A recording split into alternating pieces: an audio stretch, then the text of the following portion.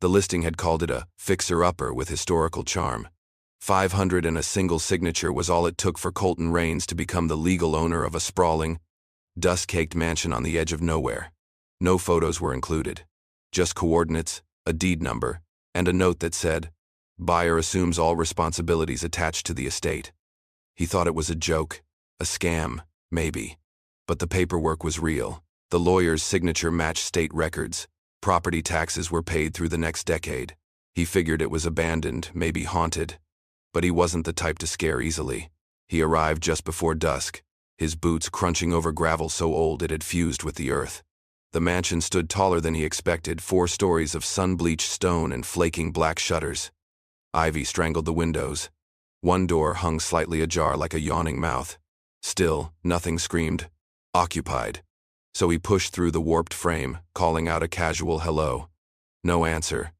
Just the creak of aged wood and the smell of earth, mold, and something faintly sweet beneath it all. He moved through the foyer, his steps echoing in the wide silence. High ceilings, spiral staircase, grand fireplace choked with soot. Whoever built this place did it with pride, and whoever lost it had vanished without a fight. He was halfway across the marble-tiled hallway when a voice stopped him cold. "You're later than expected." Colton froze. The voice wasn't angry. It wasn't loud. But it came from behind him inside the house. He turned slowly. 3 women stood at the top of the staircase, silhouetted against the fading sky pouring through a shattered window. Not just women giants. Each stood over 6 feet tall, barefoot and statuesque, with proportions that seemed mythic rather than human. Their dresses were faded lace, stretched tight over muscle and curve. Long hair flowed down like cascading rope, and all 3 stared directly at him, unmoving. The tallest descended first, her footsteps slow and deliberate. "You're Colton Raines," she said. It wasn't a question. He glanced toward the door he'd entered through, but the second woman was already at the base of the stairs, between him and any clean escape. The third simply watched, her hands folded gently in front of her, but her stare held the weight of something ancient. Colton cleared his throat. "Sorry. I think there's been a mistake. I bought this place fair and square."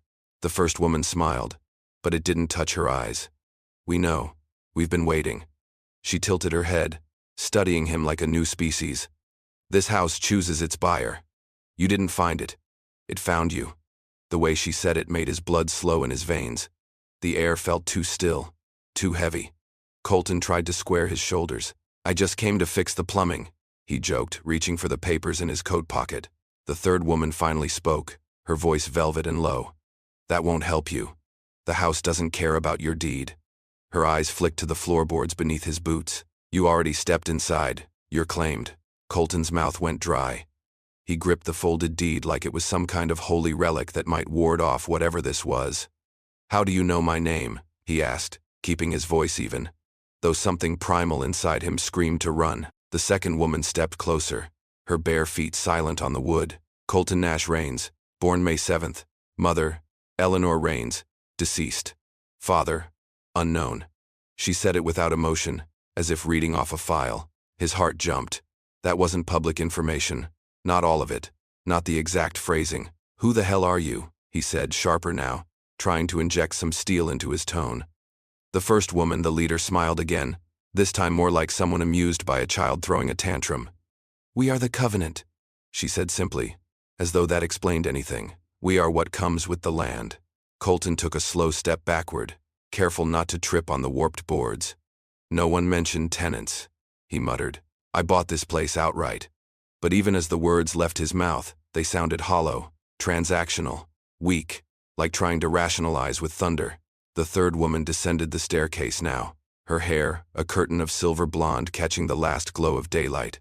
She held a leather-bound book in her hands. Ancient, worn. Its clasp gleamed gold. "You were listed," she said. "The book keeps names." She flipped it open, then turned it toward him. There it was, scrawled in looping ink. Colton Raines, with the date of his arrival already written beside it. His stomach turned. He hadn't told anyone he was coming, hadn't posted online, bought the place through a dead-end P.O. box and an anonymous escrow firm. "What the hell is this?" he whispered. "A prank?" The leader's eyes flashed. "You're not being tricked, Colton. You're being initiated." He moved again, slower this time, trying to inch toward the window. Maybe it was low enough to jump.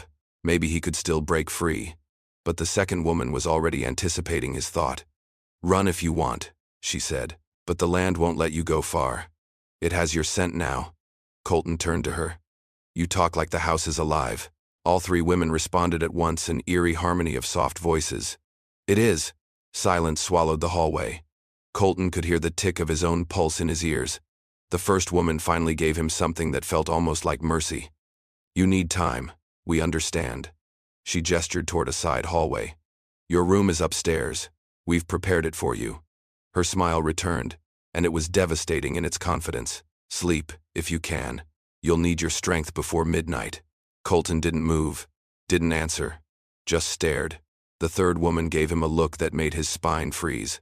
Not cruel, not kind, inevitable. "You're going to mount us tonight," she whispered. "That's how the contract completes." Colton didn't sleep. He sat on the edge of the creaky mattress in the upstairs room they claimed was his, staring at the moth-eaten curtains and the heavy shadows creeping across the walls. They had left him alone, but not unobserved. He could feel it. That soft pressure, like the house was inhaling around him. Listening, waiting. Somewhere below, floorboards creaked. Water ran, though no pipes were connected. Once, he swore he heard whispering, but when he pressed his ear to the wall, it was silent again. At dawn, he made a decision. He was leaving. Screw the contract, the book, the whispers. Whatever spell these women were working, he refused to be part of it. He dressed in silence, grabbing only what he came with his backpack. His phone, dead, of course, and the deed still crumpled in his jacket. The mansion's long hallway seemed darker than the sky outside, like the building was sulking over his choice. He didn't care. He made his way to the front door. She was already there. The tallest one, Helene, he thought she'd called herself, stood squarely in front of the exit, one hand resting casually against the decaying frame. She didn't speak, didn't glare, just stood, calm and unmoving, like a marble statue carved from muscle and will. "I'm leaving," Colton said. Helene tilted her head. "No, you're not." The words weren't threatening. There was no anger behind them. But something about her certainty made his stomach clench. "Look, I don't care what cult you're running here, or what this house wants. I didn't agree to any of this." "You did," she replied, "the moment you stepped inside. That's not how consent works." Helene smiled, not mockingly, but with a hint of sadness. "You think this is about sex?" He didn't answer. She stepped forward. One step. Just enough to fill the space between them with her impossible height and presence. "It's about binding. About inheritance. The house doesn't care about lust. It cares about lineage." "What the hell does that mean?" "It means you're not here for pleasure, Colton. You're here for continuity." His mind reeled. "So what? I'm supposed to reproduce? With you? With us," she corrected softly. "If you make it that far." Colton backed away, inch by inch. But behind him, the second woman, Rhea, appeared in the hallway without a sound. She closed the distance like smoke. "You're not being caged," she said, her voice a murmur. "You're being chosen." Helene reached past him, then, not grabbing, not forcing, just gently turning the lock on the front door with a loud click. It wasn't dramatic, just final. "You can't leave until the house releases you," she said. "And that only happens if it's satisfied." Colton swallowed, his breath tight. "And what satisfies it?" Magda's voice floated from upstairs. "Submission." The air in the foyer thickened. "See." The door refused to move, no matter how hard Colton twisted, yanked, or shoved. It was as if the wood had fused with the frame, sealed shut by something older than locks. The air felt thick with anticipation, like the house itself was holding its breath. He turned to Helene, fury and disbelief twisting his features. "This is illegal," he growled. "You can't trap someone like this. I'll press charges." You'll do nothing," she interrupted gently, "because out here, no one is coming, and the house doesn't recognize outside law." She reached into the pocket of her faded linen dress and produced a folded document. She offered it to him calmly. "You want the truth? Read." Colton snatched the paper from her hand and unfolded it with trembling fingers. It wasn't the deed he carried. This was something else. Stamped. Notarized. On crisp cream parchment lined with seals, he didn't recognize strange symbols embossed along the border. But there, in ink he couldn't mistake, was his name, Colton Raines. And beneath it, in archaic but chillingly precise language, was the phrase that made his blood turn to ice. Shall serve the right of fulfillment through corporeal unification with the bound. He read it 3 times, hoping he was hallucinating. But the words didn't change. What is this? He asked, voice hoarse. Who wrote this? Marcus Vance, Rhea said behind him. Your predecessor. He couldn't complete the ritual, so he sold the house at a loss. A coward's exit. But he signed your name in the ledger. With intention. That's fraud. That's sacrifice, Magda said, appearing on the stairs again. She moved differently now, less threatening, more graceful, almost mournful. He fed the house your name, and the house accepted. Colton backed away, gripping the paper like it might bite him. This is insane. This can't be real. But even as he spoke, he noticed the writing was still warm to the touch, like it had only just dried. The ink shimmered faintly in the candlelight. The house binds what's offered freely, Helene said. It doesn't care about your disbelief, only your participation. You expect me to sleep with you because of this? He spat, waving the paper. Helene stepped closer. Not sleep, mount. The word cracked like a whip in the stillness. You say that like I'm a stud horse, he snapped. You are, Magda said, voice low. That's exactly what you are. Rhea stepped forward now, placing a cool hand on his arm. You're not the first man to feel fear when standing at the edge of something sacred, she said. But fear is part of the rite. It humbles the flesh. It opens the gate. Colton looked down at the contract again. His signature glared back at him in ink he never remembered writing. Midnight, Helene said softly. You'll mount us before midnight, Colton, or the house will choose the harder path. What's the harder path? He asked, dread curling in his gut. She smiled.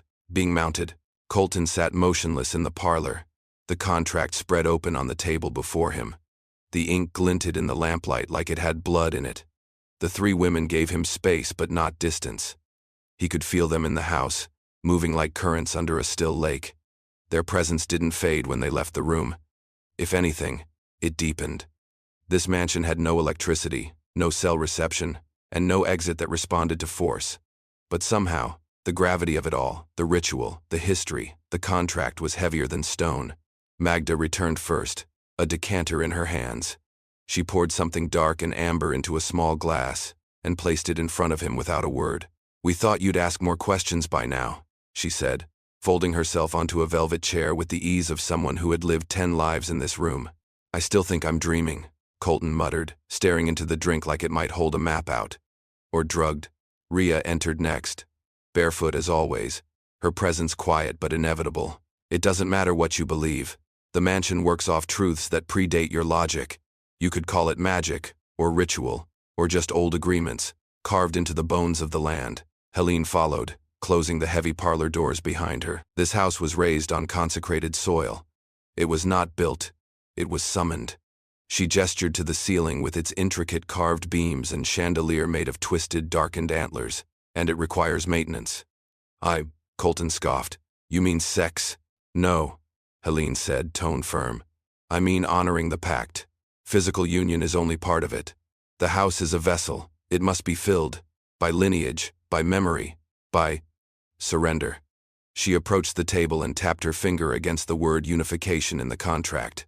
That word doesn't mean domination. It means exchange. Rhea sat beside him now, her warmth brushing against his arm. This house has known 13 owners. Only 5 completed the rite willingly. What happened to the others? Colton asked without looking up. Rhea didn't answer right away.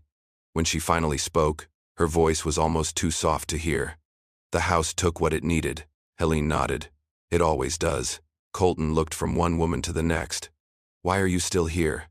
If this is some ancient blood rite cult mansion, why not leave? Why stay and wait for a stranger to arrive? Magda spoke then, and her voice held a bitterness edged with vulnerability. Because we are part of the house now. We bound ourselves to it. Decades ago. Maybe longer. Time doesn't pass here like it does out there. You mean you're prisoners? No, Rhea said. We're stewards. Helene leaned in close, her eyes glowing faintly in the lamp's flicker. You came looking for a new life, a break from everything you hated, a quiet place to exist, and the house delivered it. But the house always takes its price. Colton whispered. What happens if I go through with it? Helene smiled faintly. Then the house will be pleased. The fire in the hearth cracked once, loud enough to break the silence that had settled over the parlor like fog. Colton's hand hovered over the glass of amber liquid, untouched.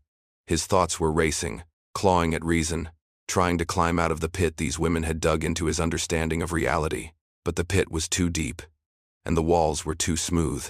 Magda stood at the far end of the room, her silhouette half-cast in shadow.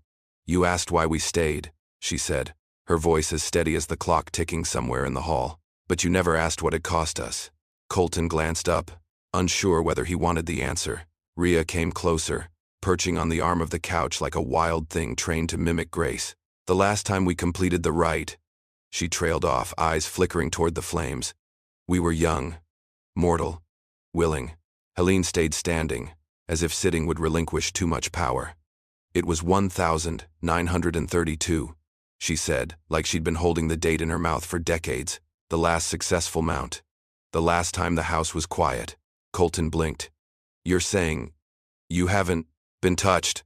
Magda finished, stepping forward. "Not once. Not since." Her green eyes glinted, but not with seduction. There was something sadder underneath.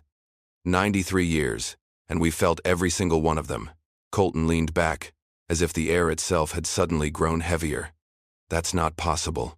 "But it is," Rhea said softly. "Because the house won't let us die. Not until the next rite is completed. Not until the cycle turns." He tried to laugh, but the sound didn't make it past his throat. "So what, you're immortal?" "No," Helene said. "We're preserved. A difference you'll come to understand." She crossed the room now, lowering herself to eye level with him.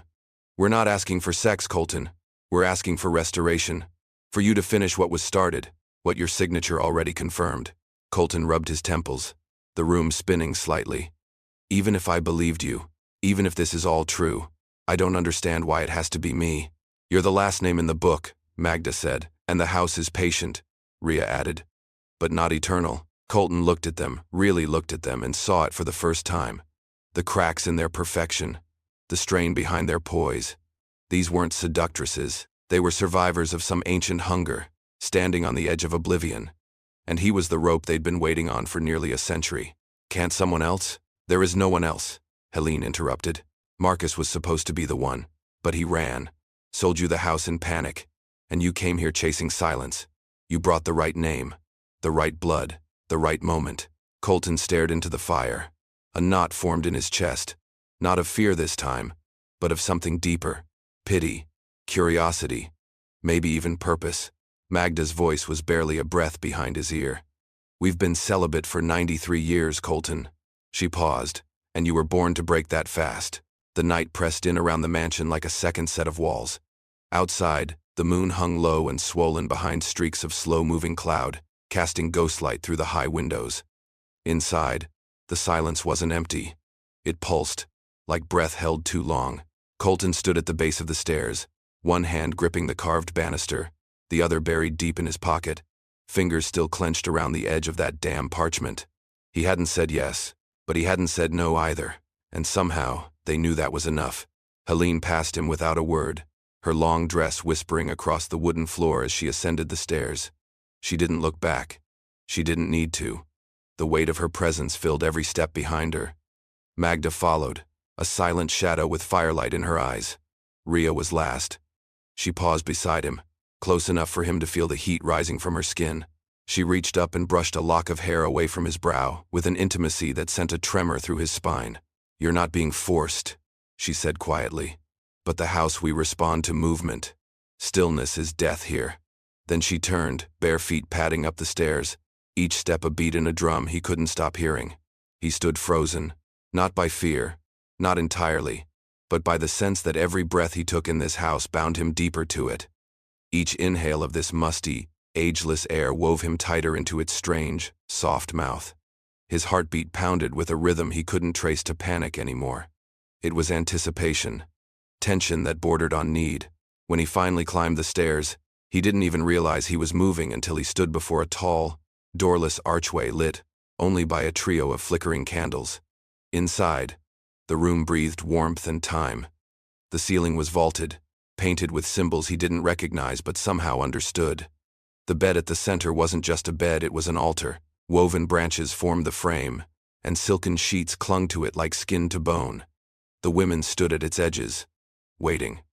Not naked, but less clothed than before, garments loose, slipping like memories from their shoulders. "You're afraid," Magda said softly. "That's all right." Colton stepped forward, the floor creaking beneath his boots. "What if I mess this up?" he asked, more honestly than he expected. Helene answered. "Then the house will teach you." They moved in unison, slow and deliberate, not lunging, not pouncing, like a tide that rolled in at its own pace, sure of the shore. Rhea touched his hand first, her fingers laced into his. Warm, anchoring. Then Magda at his back, her breath at his neck, not kissing, just being. Helene's eyes never left his as she stepped in close. "You haven't said yes," she whispered. "But you haven't run." Colton swallowed. His fingers loosened, and he let go of the parchment. Colton awoke to warmth, real, full-body warmth that had nothing to do with blankets. The sheets around him were tangled, his shirt gone, his body tingling from places memory hadn't caught up to yet. The women were gone, but the scent of them remained in the air, lavender, sweat, something sweet and earthy like cedar sap. For a moment, he wondered if he'd dreamed it all. But the faint marks on his chest, the curve of fingerprints at his hips, the weight of what he felt in his bones said otherwise. The room had changed. Or maybe it hadn't, and only his perception had. The walls now pulsed with faint golden veins, like light moving through stone. The symbols above the bed glowed subtly, their patterns rearranged from what he'd seen the night before. At the foot of the bed, a thin strip of flooring was pulled away, exposing a staircase he swore hadn't been there before. Narrow, worn, leading downward into complete darkness. He sat up, every nerve alive with the same question, "Am I still free to leave?" But he didn't try. He dressed slowly, not out of caution, but reverence. The silence was sacred now. He descended the hidden stairs barefoot, each step colder than the last. The walls narrowed as he went, until the ceiling brushed his head and the air grew thick, with something ancient, moist stone, copper, and candle smoke. The stairwell opened into a vast chamber that shouldn't have been possible beneath the house. Colton stopped at the threshold, eyes wide. This was the heart. Massive stone pillars held up a domed ceiling painted with constellations he didn't recognize. A pool of water rested at the center still, black, reflective as glass. On either side, 3 thrones carved from tree roots faced inward. One was empty. The other 2 held Helene and Magda, clad in white robes etched with symbols that shimmered with breath. Rhea stood beside the pool, barefoot, holding something that looked like a blade, only softer, curved like a crescent moon, made of translucent crystal. "You descended," Helene said. "Then the house accepts you." "I didn't ask it to," Colton replied. "You didn't refuse," Rhea answered. "The blade, if it could be called, that was placed on a pedestal beside the pool. This is the binding place," Magda said. "Where the house seals what was begun." Colton stepped closer, compelled. "I thought last night was the ritual." Rhea turned. "That was the threshold, the opening. This is the root." Helene rose from her throne, walking barefoot across the cold stone with no hesitation. "You must give the house your full consent, not just of the body, but of the will." Colton's gaze shifted between them, his chest tight with something that wasn't quite fear anymore. "And if I say no, then you may leave," Magda said. "And if I say yes?" Rhea's smile was serene. "Then the house becomes yours." Colton looked at the 3rd throne, the empty one, and for the first time since he'd arrived, he felt himself moving towards something rather than running from it. He stepped forward. Colton approached the 3rd throne slowly, the air around it vibrating with invisible pressure, as though the stone itself was waiting to inhale. He expected it to be cold, lifeless. But as he reached out, his fingers brushed across a warmth that came not from heat, but from memory, ancient, eager, intimate. The chair pulsed under his palm like it had a heartbeat. His own breath hitched in response. Behind him, the 3 women stood silently, watching, not guiding. This was his decision now. His initiation. He lowered himself onto the throne. The moment his body settled, the entire chamber exhaled. A wind moved through the space without origin. The candle flames rose, not flickering, but steady, unnatural. The pool at the center of the room rippled once, then went completely still, revealing not Colton's reflection, but something deeper. Generations of men before him, faces etched into water, some fearful, some defiant, most resigned, and then briefly his own face surfaced. But it wasn't how he looked now. It was older, calmer, crowned in silver. The floor beneath him hummed. Veins of golden light spidered out from the base of the throne, racing through the chamber, crawling up the walls, reactivating sigils that hadn't glowed in nearly a century. The house was awakening. Now it knows you, Helene said. Her voice was reverent. Magda stepped forward, the hem of her robe trailing through the light. The house binds to your name, not to your body, but to your choice. Rhea lifted the crescent blade once more, not to threaten, but to sanctify. With precise hands, she traced a line across his palm, shallow and bloodless, the crystal sealing the line behind it with a shimmer. It was ceremony, not sacrifice. You are the mount, she whispered, and the mansion is the beast. Colton could feel it now. The walls were no longer resisting him. They were wrapping around him, adapting, acknowledging. He wasn't prey. He wasn't even guest. He was heir. Helene approached him, her strength now tempered with something vulnerable: trust. She knelt beside the throne and placed her head gently on his knee. Rhea followed. Then Magda. 3 women who had been bound in waiting, now tethered to something new. And for the first time, he understood they hadn't lured him. They had endured for him, suffered for him, waited with every year like a countdown to this moment. The ground pulsed. Above them, the house creaked not with age, but with satisfaction. It had fed, not on flesh, but on willingness, on completion. What happens now? Colton asked. Magda looked up at him with tears in her eyes. Now, we're no longer trapped. Rhea added. We're whole. Helene smiled. Now, we build. Colton looked into the still, dark pool, and for once, it didn't reflect anything at all, because he no longer needed to look back.